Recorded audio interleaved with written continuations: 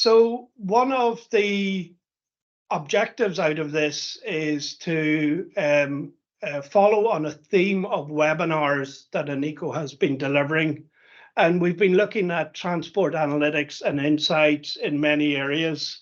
And this in particular is about how we get from a data discovery, so understanding what information is available, into those insights that are reducing risk. And when we mean a reduced risk, there's no harm that I know Shane will go into in his Nolan transport discussion, and deriving value, which both our speakers are covering. So firstly, from Anico, we're a data engineering company. That means we help find, discover, prepare, use, analyze, and share data. And we do that through consulting, through engaging with specialists in their fields, and working across organizations with different stakeholders to help them with the data and platform skills that surface that information. We deliver solutions like data platforms, and we offer teams of engineers who can work at one team with our customers and with our partners. And in that way, we help them build and scale and operate data and analytics platforms.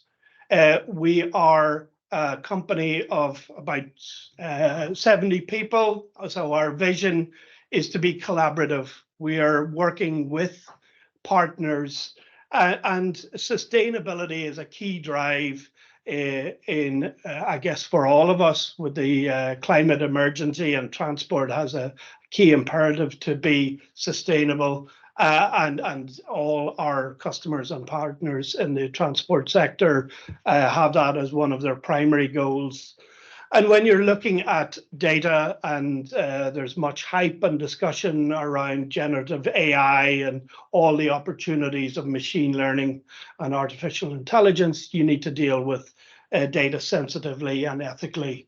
And that's what we do. And why are we here in transport? Well, while Anico works across many sectors, we've been working with the Northern Irish bus and rail operator TransLink, providing a range of data and analytics services, from surfacing real-time operational and engineering data, as well as tracking against strategic key performance indicators and long-term planning, timetabling, etc. For companies that you wouldn't traditionally consider transport companies, they have fleets. And with Northern Ireland Water, for example, we delivered fleet reporting solutions. So understanding in their move to electric vehicles, where they have that opportunity, looking at the vehicle life cycle, the cost of repairs, the underlying fuel costs, and when's the ideal time and opportunity to migrate their fleet. We work with telematics companies, so looking at tens of thousands of connected vehicles. In deep dive analytics with a driverless vehicle manufacturer, we're analyzing camera and sensor data. So there's a great opportunity to leverage the telemetry on bus and other trucks and other vehicles. And that's huge volumes of data that needs to be processed efficiently. So we have been building those pipelines. And we work with our partners across the UK and Ireland, National Highways, Network Rail, and in bringing unifying data. So our services kind of stem across a couple of areas. We work with major cloud providers like Amazon Web Services and Microsoft Azure, and we work into sectors, transport and logistics, manufacturing, health, and government. And fundamentally, we're looking with our services at process, at the operational excellence. How do you do things better? And that needs data to be measured. Are you doing it efficiently? Is it secure? With the rising cost of everything, cost optimization is critical. The ultimate goal of sustainability is driving many of our discussions right now, and you need to be reliable. So we focus on process, we focus on people through user research. What is the experience that our end customers and their users, staff, passengers need to see? What skills do they have? And data literacy becomes a challenge as there is an increasing requirement. So you need to speak with subject matter experts in their fields and bring them on a journey to improve the availability and use of other tools so that information is useful and accessible. We build and migrate and transform platforms, and that's what we call cloud best fit. So there's a combination of sensors on vehicles, edge data, processing and storage, and we help bring all the many suppliers together. And ultimately here, what we're focused on today with data to make it available, ensure it's of a quality, it's timely and there's trust in that information where risk can be managed and value can be extracted. And the questions we're answering are, is my business and customer data secure? How do I reduce my running costs? How can I make my business faster and more reliable in both the services I deliver and in the competitive differentiation? And so with that customer first, customer centric focus, how do I serve them better? How do I take advantage and enable innovation that surrounds us and accelerate that move? Most industries, transport's no different, are continually modernizing. And so there's many, what some might call legacy systems, but they often contain very rich historic data that needs to be combined with the new wave of sensor and telemetry information. And you need to unify that across the organization to make a more joined up business. And data-driven decisions empower successful businesses. So at a data perspective, this is what Nico most focuses on.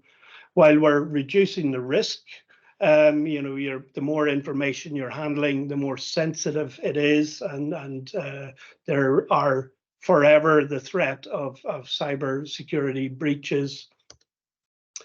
And so you need to have good governance to manage that better. So in Anico, we provide a data discovery service that's an expert review of the organizational data delivered in an incremental and prioritized manner. And so we're looking at the insights. What are the key discoveries that you can deliver to experts and how can they be operationalized? And you need platforms to understand, to bring data from other suppliers and an ecosystem that is generating and capturing and consuming this information and applying governance across that. So the way we approach that for our clients is kind of a broad and deep. We look at the data landscape and that can be a key line of business systems. That's usually where the richest, most trusted information is. There is a plethora of systems that become part of the business fabric. And then there's what we refer to as dark data, which is the explosion of information that may exist in unstructured files and documents and shared or information on people's laptops. And that's both valuable, but it's also a kind of a security risk. So you need to understand what's there and apply good governance and control. And we go deep then into each core business area, which might span many systems and sources, and understanding, do your suppliers of information and internally, do you all speak the same language and view that same core business data the same way? So out of this, what we're looking in our data discovery is at the business value. can you trust the information? Do you know its quality? Is it relevant? Otherwise, there's a cost and sometimes a risk to keeping irrelevant data. So you need to have that timely and complete, and that requires a lot of integration. There's security. It needs proper access control and data classification. And very often, that's something that is hard to see when you're managing so much information and you want to broaden from a few specialist consumers of that data to a larger group. And you need to make it resilient. These platforms, you need to know that there's monitored, that if anything goes down, that information is backed up and can be restored. So when we apply that into transport, there's some key challenges both in the industry and in the use of extracting value from that. So, a key one, of course, rising fuel costs. The global fuel energy price index increased sixfold between summer 2020 and 2022. Our speakers here today will be acutely aware of that. And that has been driven by an ongoing global energy supply shortage and geopolitical factors, including the Russian-Ukraine war. There's labor shortages, driver shortages in particular, and key targets against sustainability, climate, and emissions. And that means that these metrics need to be measured. And this is coming from a range of third-party supplier systems, telemetry, vehicle tracking, and logistics. And so that requires specialist knowledge. There is data skills required to pull it together. And the more sensor data we're recording, particularly video data, modern vehicles have hundreds of sensors on them. That is extremely useful and valuable to delivering a safer experience for the passenger, to managing the quality of a product that's been shipped in a truck. And that increasing volume needs to be processed efficiently and effectively because there is a cost against it. So I think in our experience working with all kinds of transport and logistic companies, every one of them is highly clear on their strategic goals. They've been set around, and it's the tactical steps of where to go next. And that's a focus we want to pick up today. So in those sources, there's service and repair data, tracking platforms, internal asset registers, various departments, both and geographic locations, so where drivers are and vehicles are signed and deployed, fuel supplier data, accident and incident reports, budgeting models and projections, and ultimately a unified view of the data landscape for any transport and logistics company needs to understand the implications of this complex data landscape. So an example here, just to pick out from Eneco, working with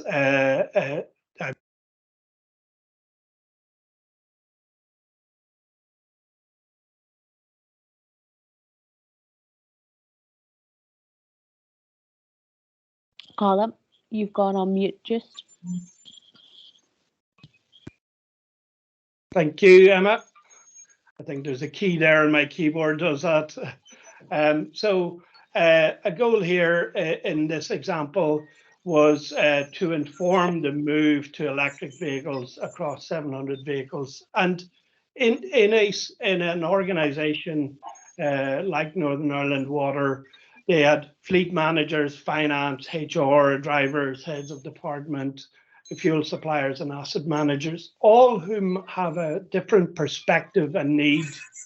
And a goal here was to measure and monitor carbon emissions, look at the most costly vehicles in terms of their maintenance cycle, and identify and shortlist those vehicles that could best be migrated, replaced to electric vehicles.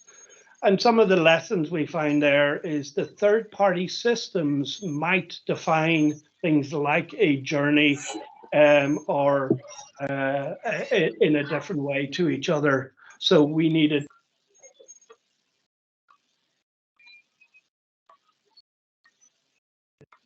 as you're collecting this information, some of the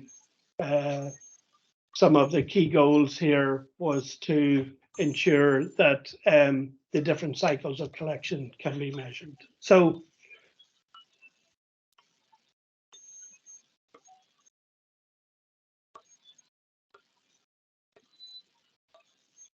You've muted again, Colin, just. Sorry, it keeps jumping.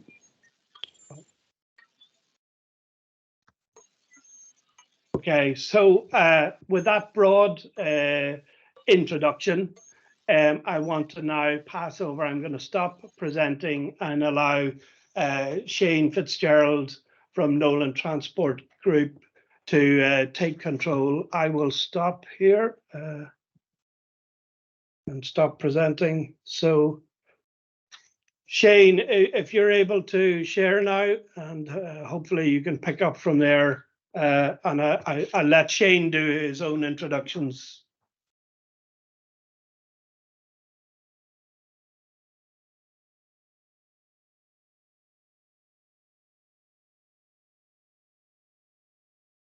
Okay, guys, can you hear me okay? We can, yes. Yeah. So I suppose firstly to Dennis and Colin, thanks for I suppose affording us this opportunity to share our experiences with using data and managing data, and I hope everybody finds it useful and informative. So I'll get on. So the Nolan Transport Group, it's a family-owned business. It's been in business since 1963. But as you can see, we've got over 1,000 employees and 2,700 freight units. So a lot of moving people and a lot of moving parts. And all of those moving parts are generating data for us, and data that we rely heavily on, I suppose, to control and inform the direction that our business takes and the direction in the future that we are taking. So to me, and we've invested like everybody else, and we're piloting several alternative fuel sources, so HVO, hydrogen cells, fuel additives. We're looking at solar power for, powering trailers, etc. But to me, the real fuel that will drive our business into a sustainable future is the data that we have and how we use the data. So the scientists and the regulators, all the new fuel types and alternatives, they'll all come into force in due time, but something we have control over right now is the data we generate and how we use it. So that's our aim, and that's what we do. So for me and for us as a group, our ultimate target is zero harm. And by zero harm, we mean to the people, so our own people and all the other people we come into contact with, particularly on the transport side, vulnerable road users, so be they cyclists, pedestrians, etc., the communities in which we operate, and obviously our reputation and the service we provide to our customers. The data always also allows us agility, so we can be extremely agile where we send our resources, how we resource various lanes, how we resource various customers and various opportunities. Efficiency, so obviously we want to run our fleet and our business as efficiently as possible. Customer service, profitability, and sustainability. So by using, as I said earlier, using the data that we have, we're achieving reductions in our emissions, more cost-effective use of our resources, and more impact in the areas that we operate. Data also, to me, is a proactive risk management tool. So since we started, I suppose, looking at our data in depth and then using that data in a targeted fashion we have seen far better control of our risks, and that has been seen measurable improvements in our accident statistics, in our near miss statistics, and ultimately insurance costs. So using the data sensibly, carefully, it gives us an outcome and a pathway to our targets, as I say, of zero harm across the business. Part, obviously, of any transport business is the driver cohort. And as Colin mentioned at the outset, there is a labour shortage. So having drivers, keeping drivers, and getting the best out of the drivers you have is hugely important to us. So with the IRU, based in Geneva in Switzerland, we developed a system called Roadmasters. This system, it's a method of assessment of driver competence. And we assess the drivers across over 250 points of competence. And that's both knowledge and skill based. So it's testing, assessing the hard and soft skills of the drivers. Now, because of the nature of our industry, and again, the driver cohort, we've translated that system into 4 languages. And the system allows us not only to build up a very, very, I suppose, solid pool of data, but it also gives us instant feedback that we can deliver to the driver there and then, during and just after his assessment. The data that we generate through Roadmasters, it can be measured and it can be analysed against business unit, geography, nationality, age, experience, knowledge scores, skill scores. And this allows us to generate targeted communication and training programs. And what we mean by that is that when I joined this business first, and like many businesses, there was your generic induction. So everybody got the same. So they went through the skills, they went through what was expected, the performance, safety, etc., etc. It was a very generic induction program. And we found and noticed, I suppose, failings in that. So by running this system and by analysing the results of this system, we very quickly saw differences, an example being age. Guys, older guys, very, very strong on the hard skills. Younger guys, very, very good on the soft skills, the tech, that sort of thing.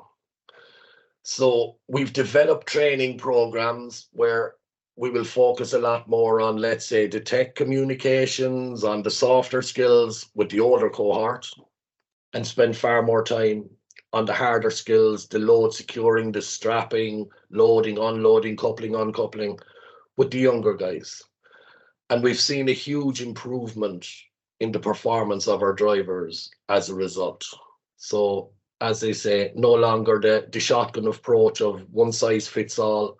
We do targeted, very focused training, counselling, and retraining with our drivers based on the data that we receive from the Roadmasters system. Other things that it highlights, knowledge. Like, we would have drivers, and we had instances where we hire a man, 10 years experience, driving in Germany, never had an accident, license, everything absolutely perfect. 2 days into the job, we get a phone call from a customer to say this guy can't strap a load.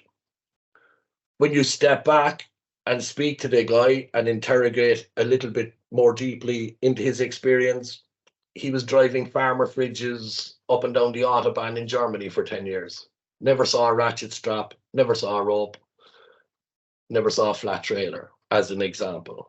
But in the early days, perfect record, get this guy on the road, give him his induction. Whereas now we interrogate more the experience of the guys, and Roadmasters allows us to assess the capability and the experience of the guys.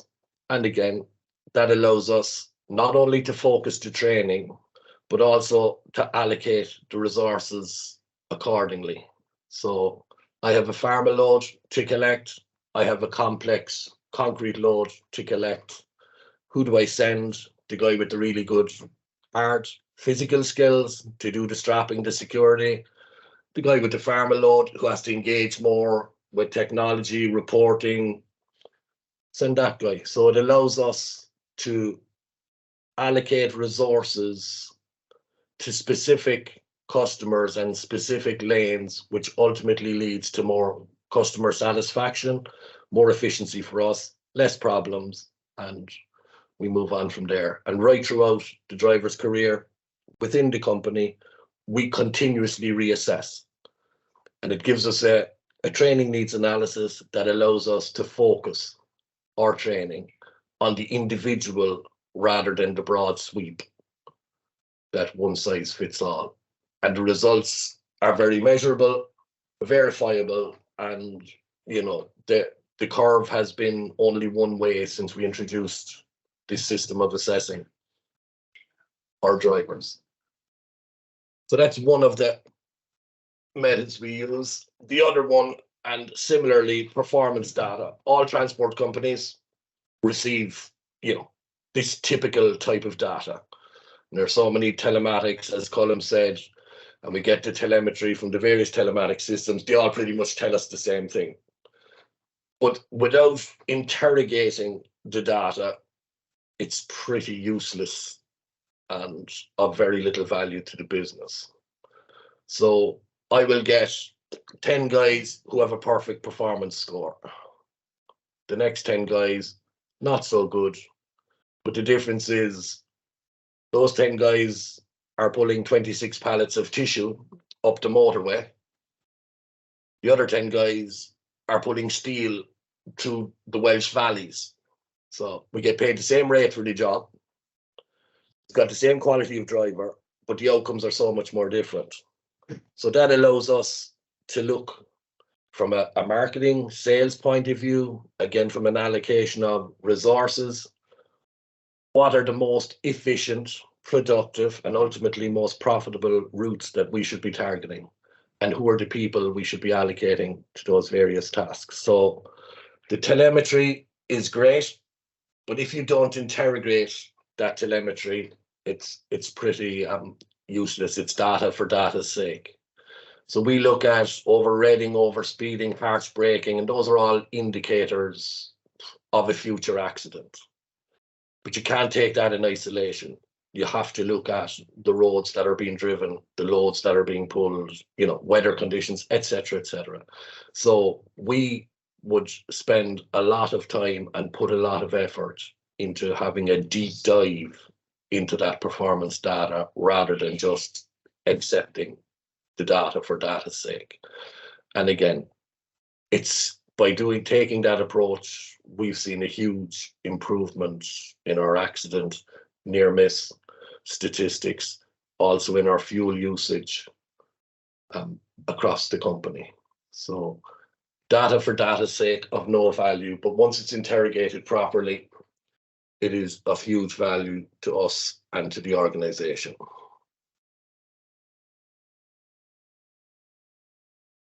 Utilization data.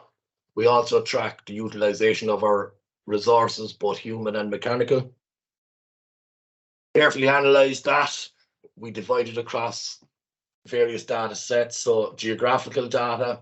So we divide our fleet into Ireland, UK, UK only, EU, Ireland, EU, business units. By tracking the utilization, we can see very quickly the best uses, again, of our resources.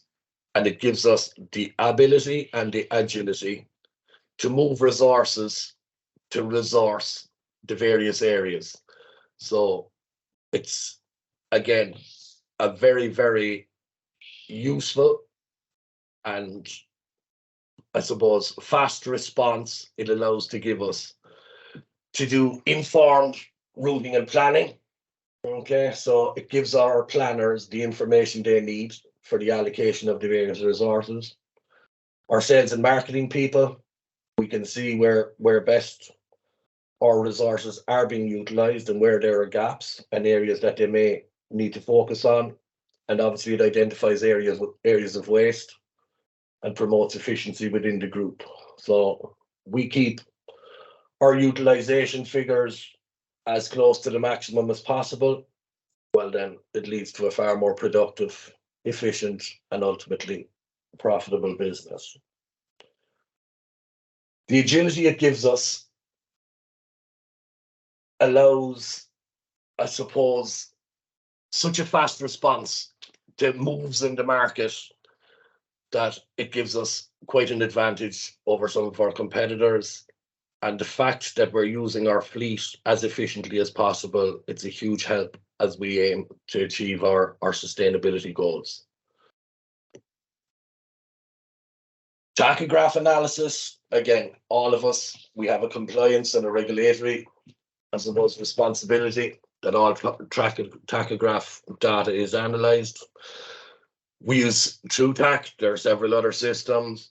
We find TrueTach works for us. So we analyse the driving hours, truck rolling hours, driver breaks, driver's rest, overspeeding, working time, ferry crossings, driver infringements, etc. But by properly reviewing that tachograph data, it allows for far more timely interventions. And again, we generate targeted, focused counselling and retraining, rather than, again, just a broad sweep of training initiatives. It also helps to inform the planners, so based on the driver available hours and particularly upcoming rest periods. So we don't want a guy halfway through a job and he has to stop for a 9-hour break. So we flag that on the system, and all our planners are made aware of upcoming breaks, time to break, breaks required, so that they're planning our resources so they can see the job through from start to finish, rather than having to interrupt the flow of the transport to allow for breaks, etc. So again, early intervention, we do a lot of counselling based on the data that's generated by the tachograph. So guys who maybe not quite understands the requirements for brakes, guys who are over speeding, guys who are, harsh braking, it all feeds through from the tachograph, and it allows us to intervene, I suppose, quickly, get ahead of the curve. And we've definitely seen that in conjunction with our Roadmasters data has allowed us to get much greater control and, as I say, measurable improvements on our accident incidents and then ultimately insurance costings, and also on our fuel consumption. The systems, all the systems we use, so for our telemetry, for our Roadmasters, for our tech, they're all compatible with our internal Nolan system. Now, I suppose we have an advantage in that we have an in-house team of dedicated IT specialists, programmers, who allow us, I suppose, a smooth pathway for the flow of data. But every system that we've adopted has been tested, built in conjunction with our guys so that it's compatible with our overall transport planning system, which is the main, I suppose, brains of our operation. So it gives us control, it gives great security over the data, but it allows several pathways leading into one flow of data. We've hired and taken the step of hiring dedicated data analyst specialists. So that flow of data from the various sources into the one system, into the one stream, to allow those guys to collate, to analyze, and to present that data to me and other members of the senior management team. Useful data, targeted data, effective data. So I suppose having that capability definitely gives us an advantage in the smart and effective use of the data that we have. So as we all strive, our target of zero harm and our sustainability goals that we've set out, short term, medium term, longer term, the smart use of data, it's invaluable to us. Okay. We use our data carefully in a measured and proactive way, and we're hoping, and we see the proof every day, that will help drive the future of the company, and it'll help us to hit our targets in the years ahead. So that's, I guess, an overview. But to sum up, understanding the strengths, weaknesses of our drivers, of our fleet, of our sales force, and of all the supporting elements of the business, focusing our activities to meet those needs and to meet those identified weaknesses makes us a far more efficient, productive, and ultimately profitable and sustainable business.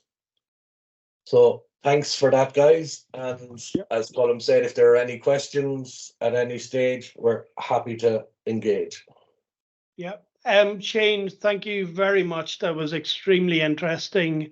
What I'll do is just ask a couple of questions direct now, and then in the group session later, we can include more of the audience. So I just want to pick up on a couple of areas. I mean, it is fascinating, the Roadmasters program, how you're tailoring the training to the needs analysis that you're able to measure, and that's improving safety and delivering against your zero harm objective. So, we're familiar seeing where there's a business unit comparison, there's a route comparison. I'm just wondering, when you're looking at age and nationality, which of course influences your learning and your skills, how much of that is presented back to the driver?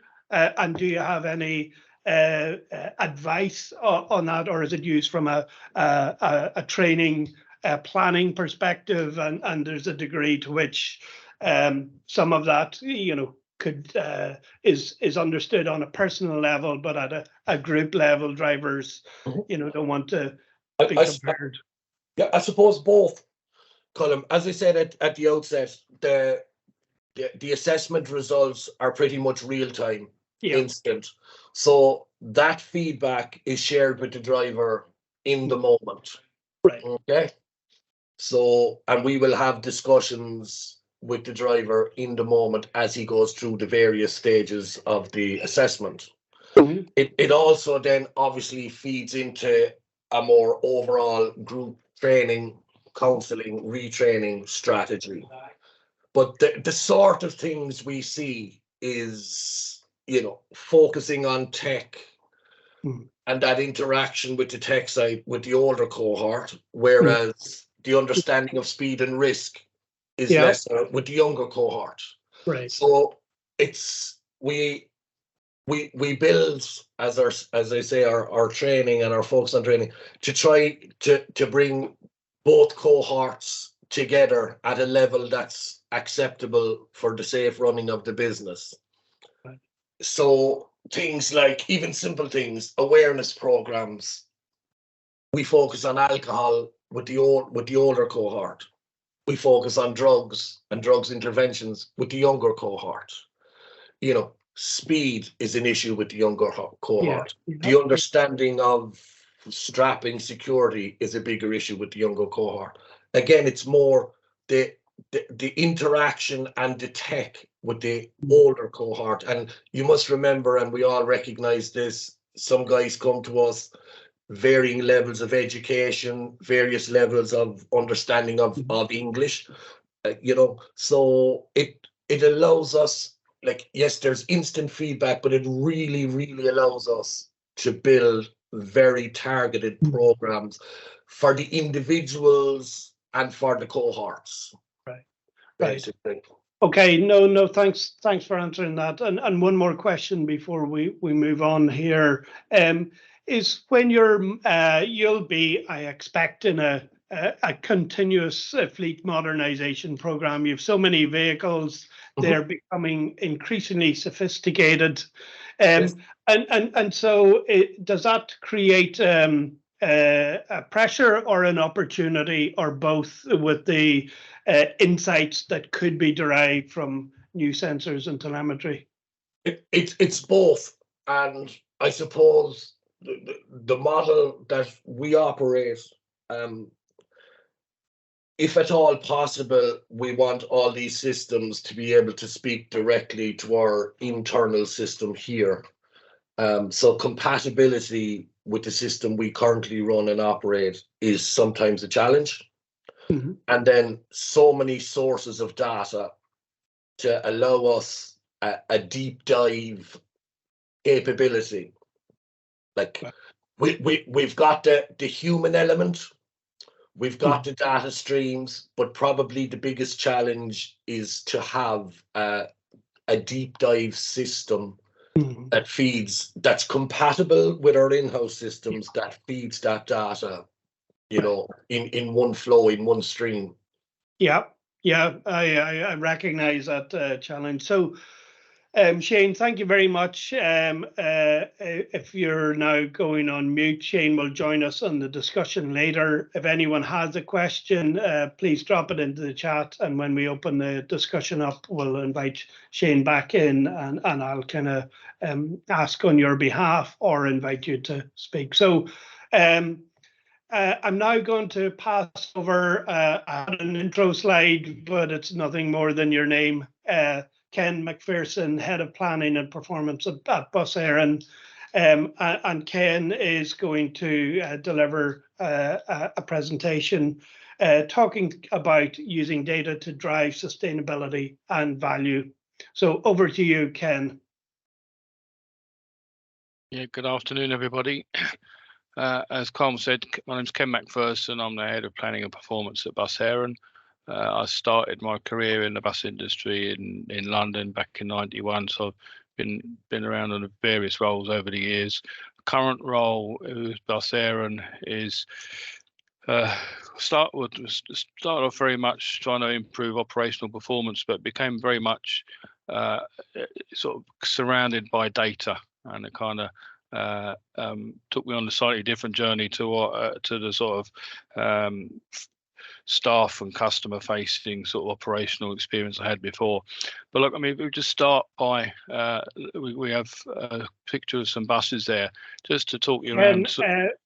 At least I'm not seeing your slides. I don't know if anyone else has seen them. Okay, No, I'll try and reshare again then. Hold on. Let's try again. Yeah.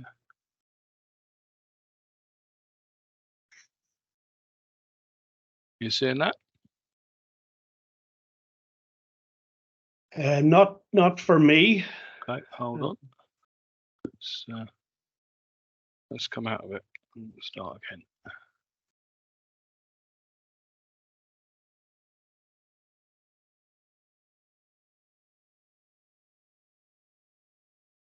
And if there is remains a challenge, I've got a copy of the slides you sent me, if that helps.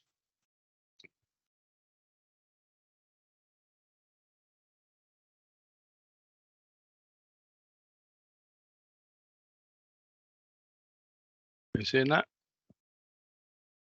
Okay, well, everything fine. my end looks like it should be sharing, but Okay, so what I'll do, I'll bring up the yeah, thank you. slides. Give me 1 second.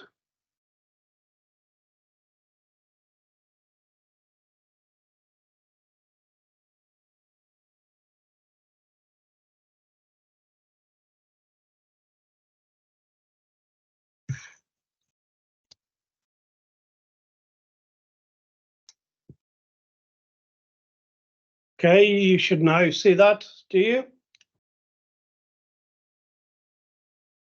No, yes. black. So No, I see nodding, so others blank are seeing screen. your slides. Okay, I'm just seeing a blank screen.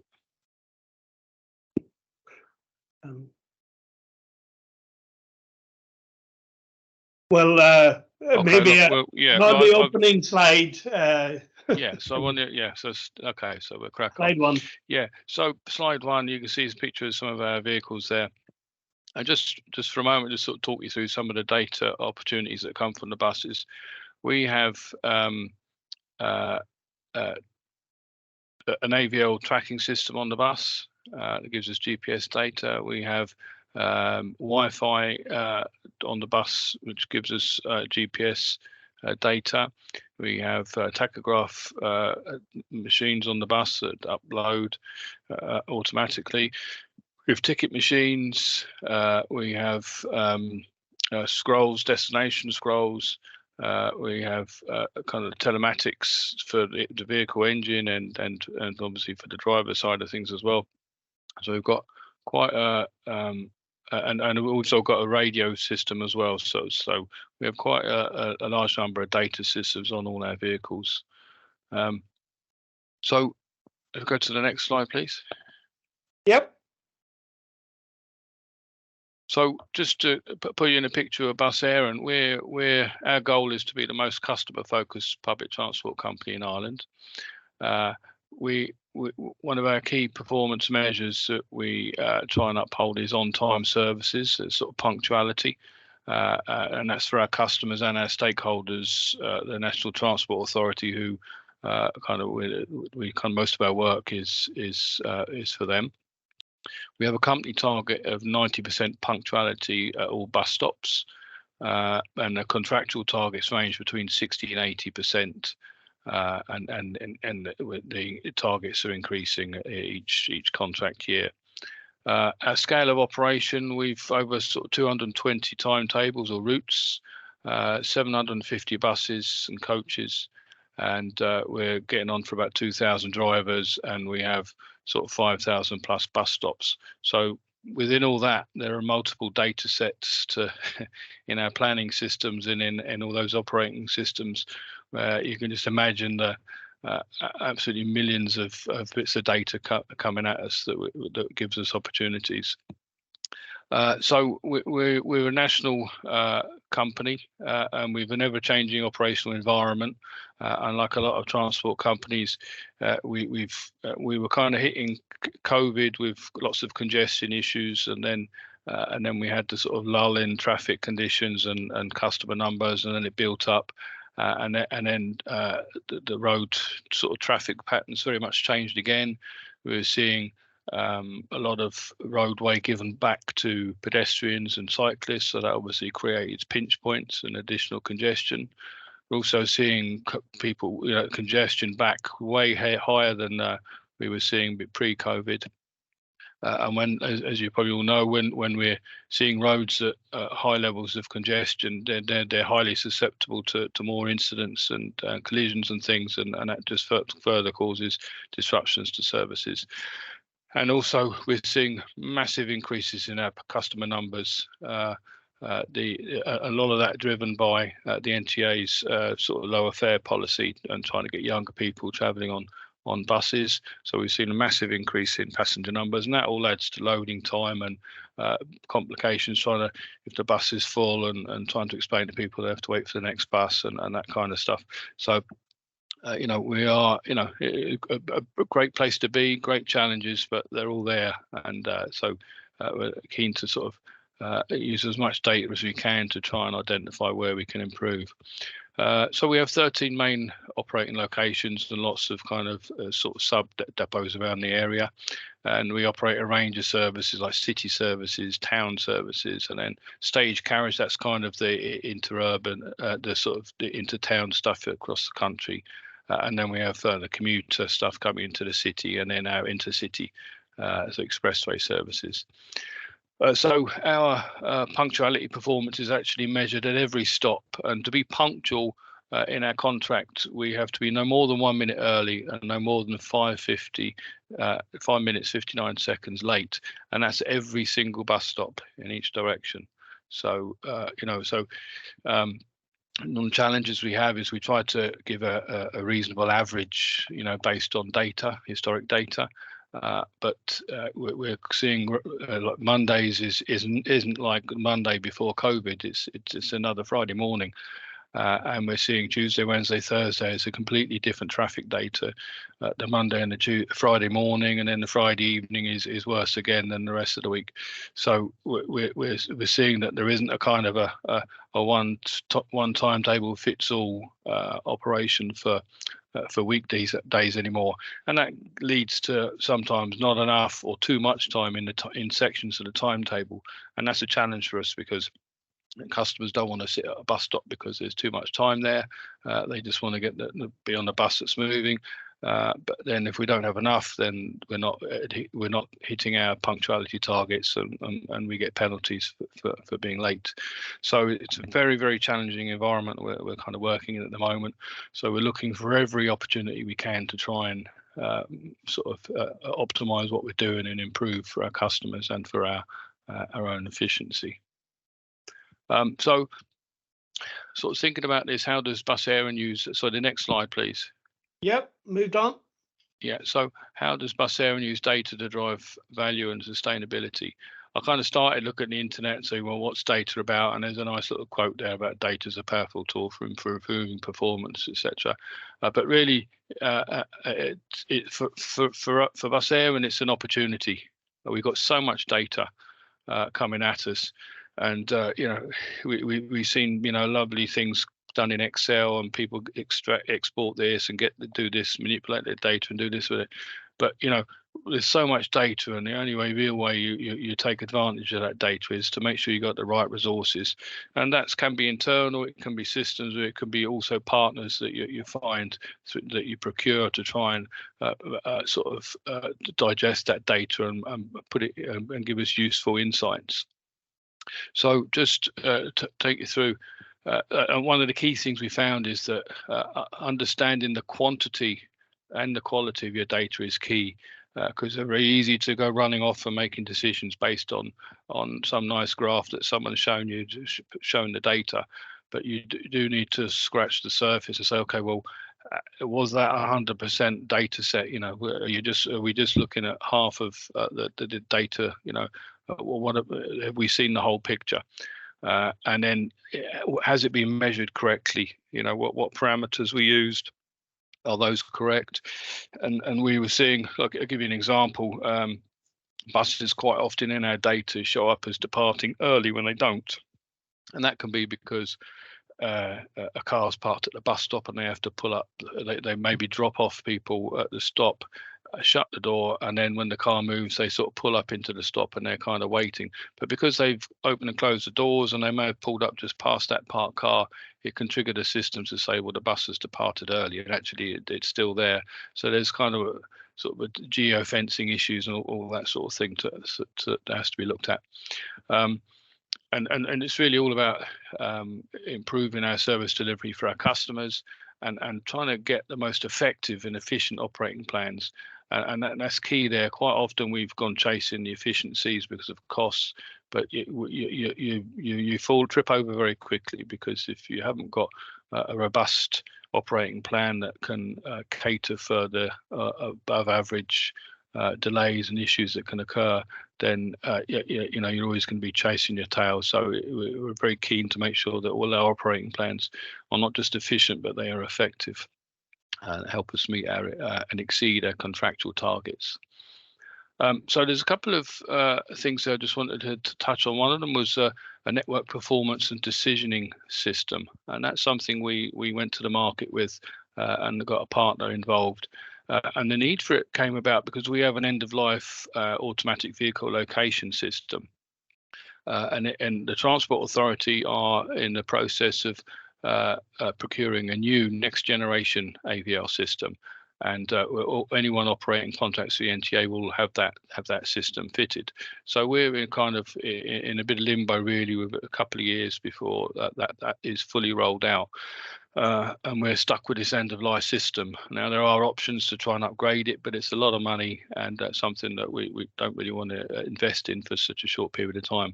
So we needed to find further ways of improving our insights into our operation. So we went to the market for a partner to put together a network performance decisioning system, and I'll come back to that in a minute.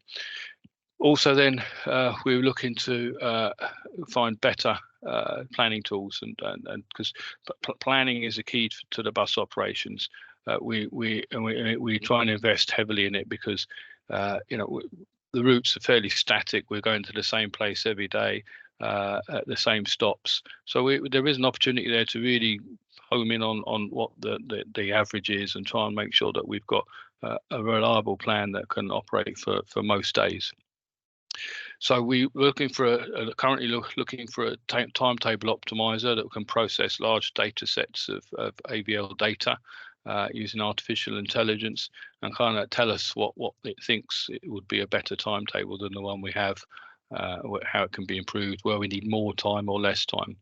And also we have a vehicle optimizer. We have a system that we put our timetable in. We put the timetables that we think we need to get a reliable service, and then some of our operations could have several routes with 20 or 30 vehicles operating across them, so we have a vehicle optimizer that would place vehicles according to the capacity you need at the right time, and making sure that they're there in time for the next service and in the right place, that kind of thing.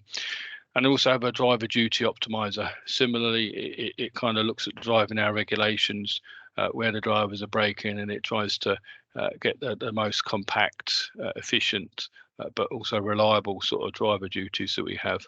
And then also there's a roster optimization, which is kind of taking the driver planning a stage further, where we're looking for efficiencies, but also we're conscious that there is a shortfall of large vehicle drivers at the moment.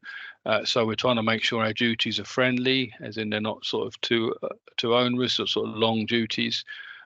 And also we're trying to get a work-life balance into the rosters, things like making sure if they're having a long weekend in their roster, that we try and put an early shift before the weekend off and a late shift at the end of the weekend, things like that. There are limitations what you can do, but and also we're looking at sort of 4-day weeks where drivers do long working days, but they only work 4 days and have 3 days off. So that's quite popular. So sometimes we can do that.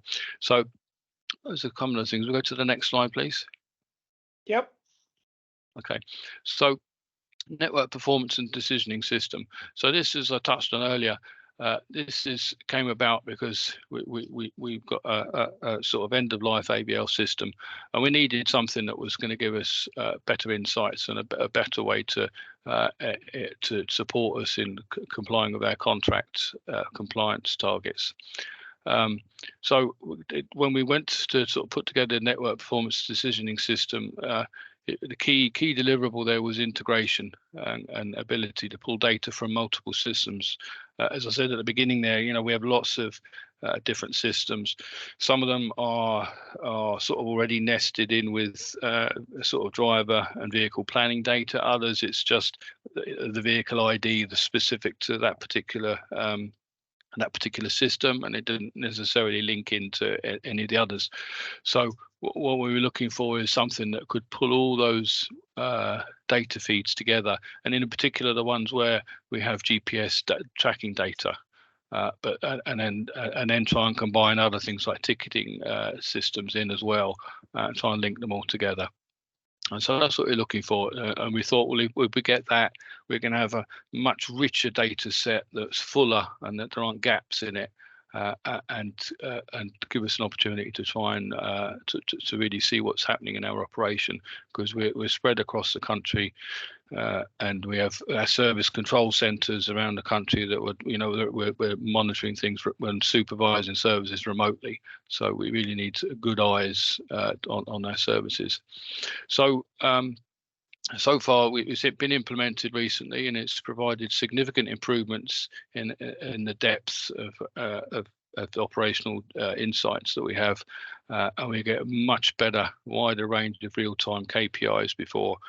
We can see what time the buses left the depots in the morning, what time they got to their starting point compared to the operating plan.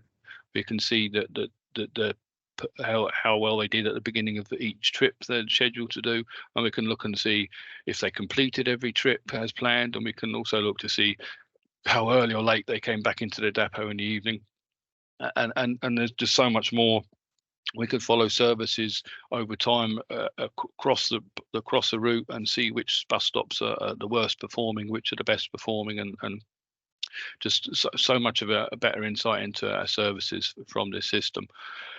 It's all due to sort of the overlaying of multiple sort of data feeds. and measuring it against our operating plans. Sort of that's the sort of the key comparison. And we've got, as I was saying, multiple sort of innovative representations of our data, which give us really good insights and opportunities to better plan and get better statistical reporting. And there's some very clever features where, you know, we can be looking at a timetable, planned actual, and we can click and see the trip and click on the stop, and it will take us straight to the to a map view of the bus, and you can see the icons of all the GPS data stamps. You can see where the data feed came from, where it originated from, which system that GPS feed came from, and you can see the speed of the vehicle and all sorts of stuff. So it's just really clever stuff. And of course, the big, as I said, there's so many systems, and a lot of them originally set up with their own unique sort of idents for the vehicles. That one of the key challenges was really just pulling it all together through various APIs with common denominators, things that kind of attach. Yeah, this is this bus. You know, lots of different tables to linking. Well, that's this data set matches this data set. You know, look up tables and that sort of thing, and lots of clever algorithms to. Because where you had competing data for the same location and things like that, you had to have rules for which data would you take as your preferred data if there was sort of duplicate sort of differences in it. So quite a complicated but successful. We picked a very good partner, and they really have delivered a very good system for us, and it enabled us to really see what's happening with our services all around the country. We'll go to the next slide, please. Done. Yeah, okay. So the next one then is a timetable optimizer challenge. So as I said there, we're challenged by lots of issues on the road with, you know, traffic congestion, additional passenger numbers, lots of things happening that are making just slowing down the operating speed of our services. And the opposite can happen. We have some bus lanes being put in places around the country, and those can speed up operating speeds along certain trips. So there's an ever-changing sort of operation out there, and we need something that can quickly tell us where we've got too much or too little time. And if you think about our timetables, each timetable, we've got 226 timetables. And obviously they've got two directions, and there's weekdays, Saturdays, Sundays, and there's obviously different patterns for different variations of the timetable. So your time to sort of multiplying all the different actual timetable sets that you have to go and review, you're into thousands. You know, you think you've got 226, very quickly into the thousands of actual timetables that you sort of sets that you have to actually to review. So we really did need an optimizer, because a lot of it was being done manually through looking at, you know, at various data systems and basically manually adjusting stuff in Excel or in our planning system to change the segment times. So we needed something, and we looked at the AI technology to pull together large quantities of historical data and sort of suggest to us what what the new timetable should be, and we wanted one step further. We actually wanted to know, well, what do I need if I want to achieve 90%? What do I need if I want to achieve 80% punctuality? Something that could look and see that, you know, all the variables, and look at the kind of the percentiles of late running, and say, well, okay, if you want to cover scenarios up to the 70 or 80 percentile of late running, then this is the timetable you want. But then you also get a risk that you put too much in to make sure you can get 80 or 90%. Then you've got a risk on the quiet days. You've got early running that can obviously drag down your score, or make customers unhappy because they're sitting at bus stops for too long. So it's just trying to get that balance right. So we need quicker, more accurate analysis of our historic data. And also we need a full view of the sort of the inaccuracies that we see in our data. You know, I've kind of touched on it. You get sort of false positives and things like that. That bus stops might be in the wrong location in the plan. All sorts of weird and wonderful things could be happening with the data, and you really have to scratch the surface and understand what it is you're looking at before you can kind of just take for granted what you're seeing. So even with AI, we would be sort of sampling what we're seeing. If we saw big suggested big changes from the current plan, we'd be sort of scrutinising that very closely. So, well, why have we got that so wrong? What's happened? What's different? And we'd be really testing that suggestion. And we also need dynamic editing sort of functionality, because it's not just about efficiently trying to get the buses round and round as quick as we can. We have to meet certain corridors at certain times where there's 2 or 3 different services coming down the same corridor. So one would have to be 10 past, one would have to be 20 past, and 30, different routes. So you've got a sort of frequency of service down a particular corridor from different routes. So we would have to kind of pin back or pin certain departure times on the service, and that meant, whatever you were doing, adjusting your segment times, you wanted it to concertina backwards and forwards, but not affect the rigid departure times that you wanted to stick to, and things like that. And also that would kind of backpedal or go forward onto your vehicle plan as well, and see how that would alter things. So that dynamic editing is a key thing that we're looking to land in the system. And also just seeing a full view of what the standard deviation or percentile information is. What are the common sort of overruns you see? What I mean by that is, it typically an average maybe could be an hour from one end of a service to another, but if we see the 75-80 percentile is another 20 or 30 minutes, then we know that at the end of that 1 hour trip, it's highly likely that there's going to be regular occasions where 20 or 30 minutes of an overrun is going to take place, and you have to allow that as a recovery time at the end of the trip to make sure that bus is ready to go back out on the next trip. And then you have to factor that back into all your driver duties and rosters as well. So that's a key thing that we needed to do. And testing opportunity, comparing suggested timetables. So when we had the timetables, we wanted to try and wash it with old historic KVL data and say, well, if this timetable that the system is proposing worked, and we had it in place last month, what would the result have been? And it's not an exact science, because the driver behaviour might have been different, because they would have been sort of trying to work to a different timetable. But just as a bit of a guide as to how far away we might be, can we wash that historical data across the suggested timetable and see what the punctuality performance was? And that's a key thing we're looking for it. So we'll go to the next slide, please.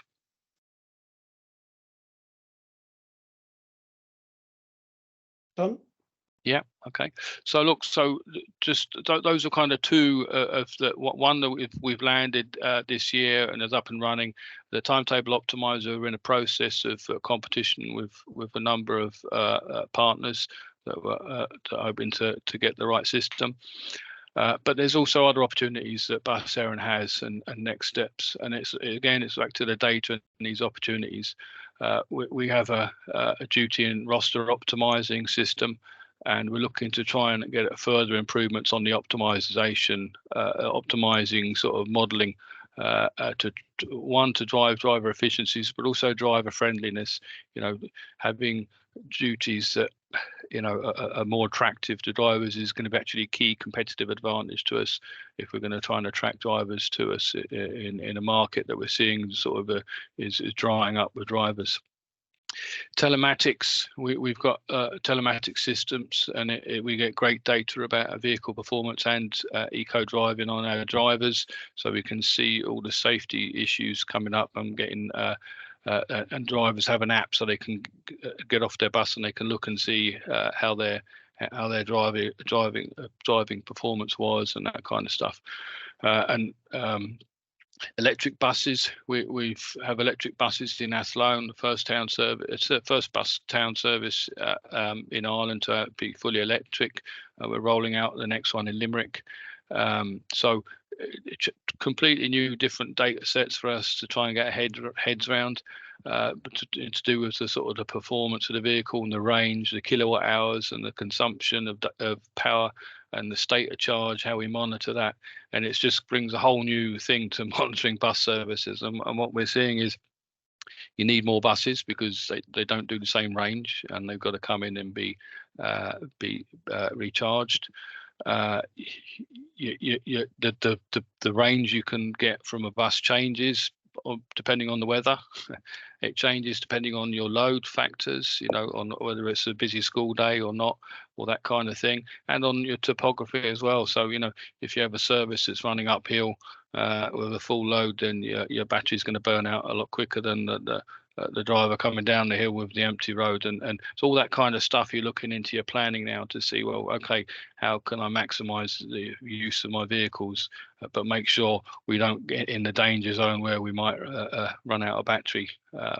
So that there's completely new dimension to our planning, and the opportunity and the data stuff coming there is amazing. So again, it's just trying to pull that together. There's also a lot of other alternative fuels for longer distance vehicles. We kind of looked at hydrogen, and we're looking at some other things. But again, it's all that there's going to be limitations. There's going to be different things we have to take into account. But you know, keen to get stuck into that, and we've got a team of people that are working on the future sort of vehicle fuels. And where we go with that. And again, there's going to be lots of data opportunities coming from that, and we'll be keen to knit that in with our network performance system. And then next generation ticketing, the Transport Authority and ourselves on our commercial services have new ticketing systems, and that's going to give us opportunity to pull in sort of much more detailed ticketing data, you know, with GPS location and load factor sort of details, so we can really help sort of plan our services according to demand and that kind of thing.